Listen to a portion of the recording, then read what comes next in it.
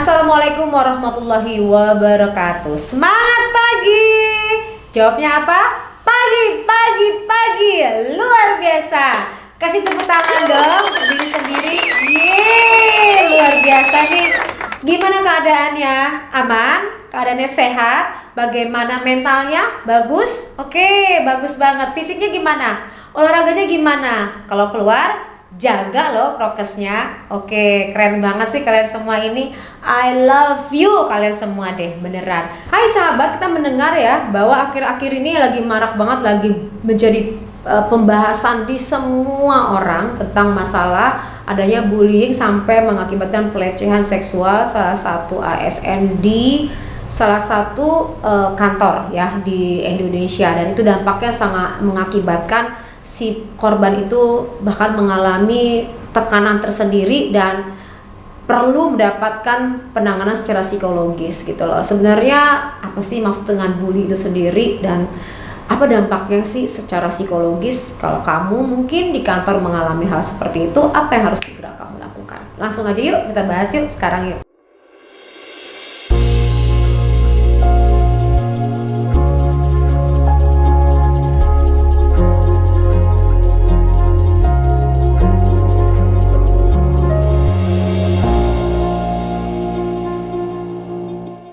Guys, aku tuh nggak mau ngebahas tentang masalah prosesnya dan kenapa serta bagaimana, tapi aku fokusnya adalah bagaimana penanganannya kalau kamu mengalami bullying di kantor. Bagaimana solusinya, harus kemana kamu? Nah, oke, kita langsung aja masuk pembahasannya yuk, berikut ini. Ketahui bahwa ya, bully itu kalau kamu tahu pasti tuh sering banget dengernya adalah di sekolahan, ya kan, gitu kan. Berarti anak-anak gitu kan, berarti kan kurang matang secara emosi sehingga harus melakukan bullying buat orang lain gitu, anak-anak lain yang anggap lemah. Tapi kok bisa sih terjadi bullying ya untuk orang dewasa? Kok bisa gitu? Mengapa dan apa sih penyebabnya? Oke, kita masuk ke pembahasannya ya. Sebelum membahas mengenai lebih lanjut gitulah apa saja yang disebut dengan bullying, aku perlu menjelaskan kepada kamu tentang definisi bullying itu sendiri. Bullying diartikan sebagai penggunaan kekuasaan atau kekuatan untuk menyakiti seseorang atau kelompok sehingga korban merasa tertekan, trauma, dan tidak berdaya. Bentuknya bisa berbagai macam loh dari bully itu sendiri.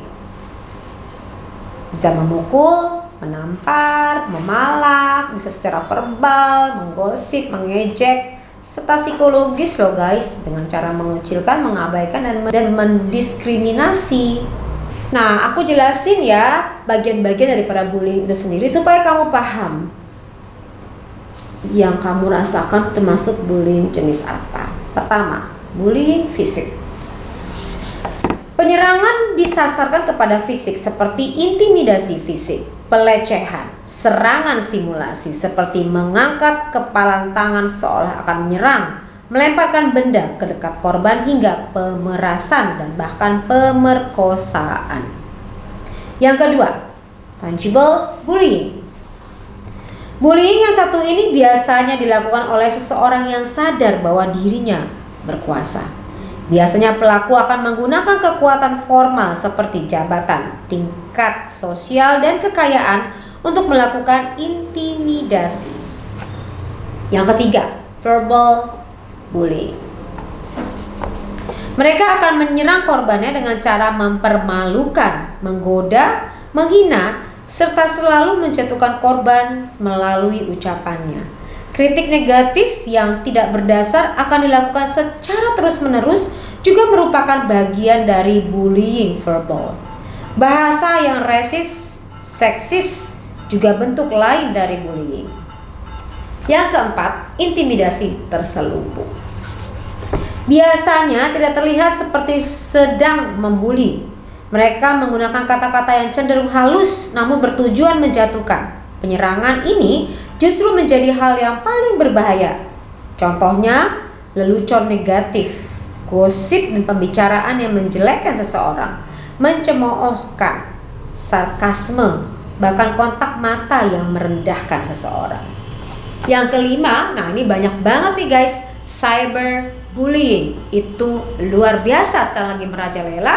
Karena di tengah kondisi PPKM sendiri seperti ini, orang-orang banyak yang menggunakan media sosial. Nah, pada saat ada yang nggak sesuai dengan harapannya atau artis-artis yang dianggap tidak sesuai buat dirinya dari para netizen itu nggak segan-segan untuk melakukan bullying terhadap mereka. Berbagai macam kasus yang terjadi seperti yang akhir-akhir ini terjadi ya.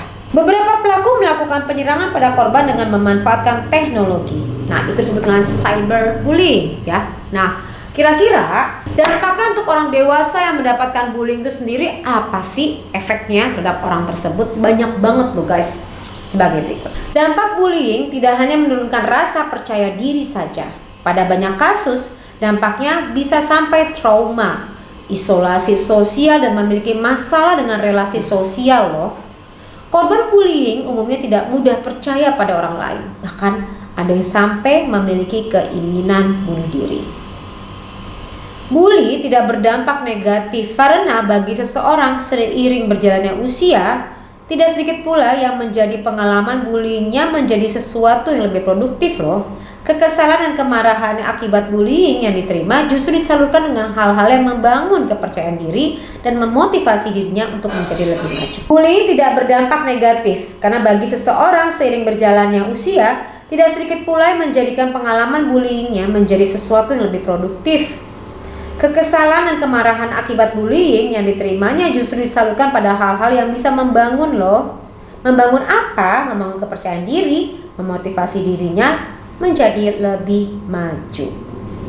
Nah, sekarang bagaimana sih kita merespon terhadap bullying itu sendiri?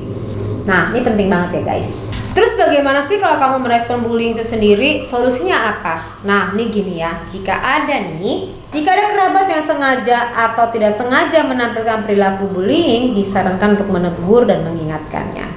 Jika bullying direspon dengan marah atau agresif, seringkali hasilnya justru kontraproduktif. Pelaku bullying mencari orang yang lemah dan tidak bisa membela diri. Selama kita bisa menunjukkan dan menyampaikan keberatan kita atas perilakunya, biasanya pelaku akan berhenti. Asal jangan menegur dengan cara yang kasar. Demikian gambaran dari bullying ya. Jadi kamu harus berani untuk mengatakan stop bullying. Stop untuk memperlakukan hal seperti itu, saya tidak mau, dan kamu harus segera melaporkan kepada orang yang berwajib ya. Atau juga secara profesional kamu bisa melaporkan kepada para psikolog gitu loh. Kemudian juga kamu bisa melaporkan dengan polisi atau kemanapun kamu bisa melaporkannya. Jadi kamu jangan diem aja karena akan berdampak secara psikologis buat diri kamu sendiri. Oke? Nah, ini penting banget ya. Sekedar informasi aja, orang pelaku bullying itu biasanya masa lalunya juga pernah mendapatkan bullying atau dia adalah sebagai pelampiasan atas emosi kekecewaan terhadap lingkungan. Nah, mereka itu melampiaskan kepada orang-orang yang lemah. Dengan cara seperti itu maka bisa merilis rasa painful yang dirasakan di waktu lalu. Orang-orang pelaku ini harus mendapatkan treatment secara psikologis agar ia bisa melepaskan luka batinnya. Langsung aja ke IG Poppy Psikolog, kita siap untuk membantunya. Sampai bertemu lagi. Wassalamualaikum warahmatullahi wabarakatuh. Bye-bye. Bertemu lagi dengan Poppy Amalia. Kali ini pembahasan videonya berkaitan dengan reprogramming program pemikiran dan perasaan.